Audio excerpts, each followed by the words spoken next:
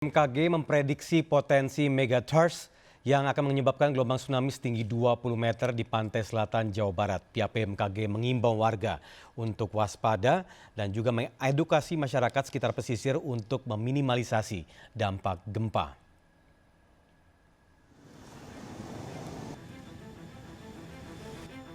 Badan Meteorologi, Klimatologi, dan Geofisika BMKG memprediksi potensi megatrust yang akan menyebabkan gelombang tsunami setinggi 20 meter di pantai selatan Jawa Barat. Ini terungkap setelah tim BMKG dan ITB melakukan riset penelitian mengenai potensi megatrust.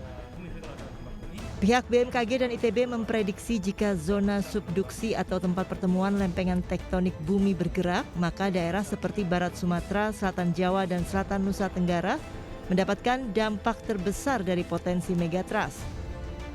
BMKG mengedukasi masyarakat sekitar pesisir Pulau Jawa, Sumatera, serta Nusa Tenggara terkait bahaya potensi megatrust. BMKG juga memasang jalur evakuasi untuk membantu meminimalisir dampak yang mungkin terjadi akibat gempa megatrust. Jadi kita sampaikan ke masyarakat sehingga masyarakat memiliki kesiapsiagaan dan juga memiliki respon yang cepat apabila terjadi gempa atau tsunami dan dia tinggal di sekitar pantai selatan, maka dia harus segera mencari tempat yang lebih tinggi. Dalam riset penelitian, tsunami besar terjadi bila segmen megatrust di sepanjang Jawa pecah secara bersamaan. Warga di pesisir pantai diimbau untuk tidak panik, namun tetap waspada dan siap siaga terhadap potensi gempa megatrust yang terjadi. Dari Bandung, Jawa Barat, Ervan David, iNews melaporkan.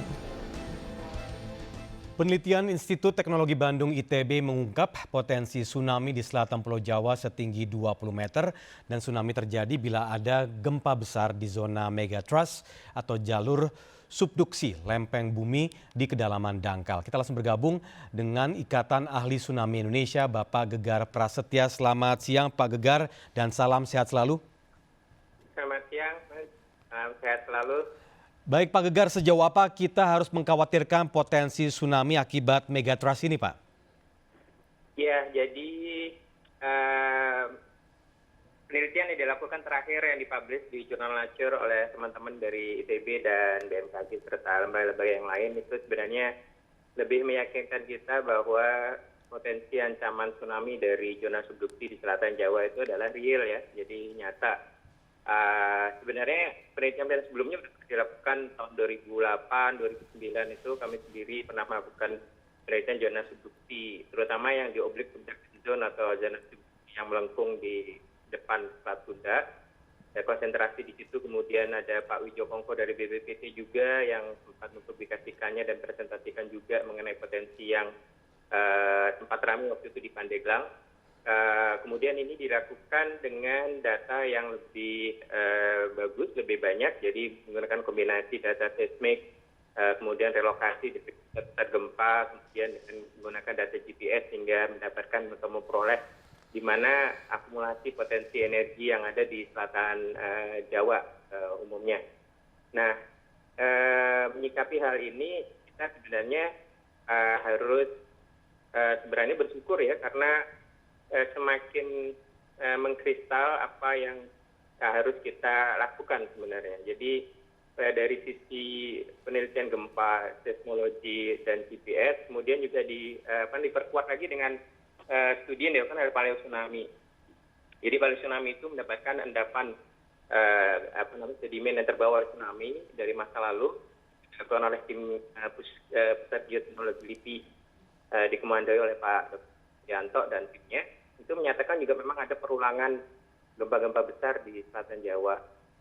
Tim kami sendiri sebenarnya tahun 2008-2009 itu dan kemudian tahun 2012 juga kami mendapatkan juga jejak paleotsunami di Selat Sundanya di Sumur ya, di daerah dekat Ujung Kulon itu, tapi source-nya bukan dari vulkanik. Jadi sekarang hampir semua disiplin ilmu sudah menyatakan dan confirm bahwa ancaman itu nyata atau real.